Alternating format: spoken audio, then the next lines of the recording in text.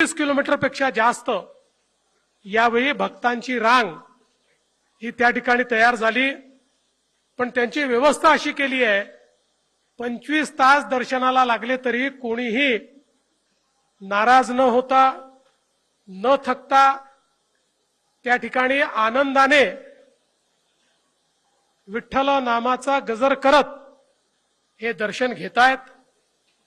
आणि जगाच्या पाठीवर अतिशय अनोखा अशा प्रकारचा सोहळा आहे की ज्या ठिकाणी कुठल्याही निमंत्रणाची आवश्यकता नाही, लाखो भक्त आपल्या विठुरायाच्या दर्शनाकरता पायी निघतात। सोय असो नसो शतकानुशतक ते हा प्रवास करतात आणि त्यातल्या 90% लोकांना मुखदर्शन देखील मिळत नाही।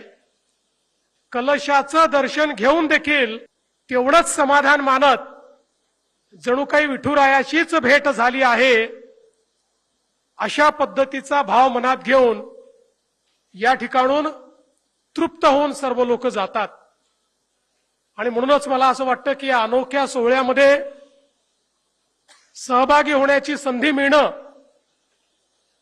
ही देखील एक पर्वणी आहे। महाराष्ट्राच्या जनतेच्या वतीने आपला प्रतिनिधी म्हणून मी या ठिकाणी माझ्या पत्नी समवेत या पूजेला उपस्थित आहे। ही पूजा माझ्या वतीने नाही आहे, ही संपूर्ण महाराष्ट्राच्या जनतेच्या वतीनं आणि जगभरातल्या पांडुरंगाच्या भक्तांच्या वतीनं केलेली आपण ही पूजा आहे।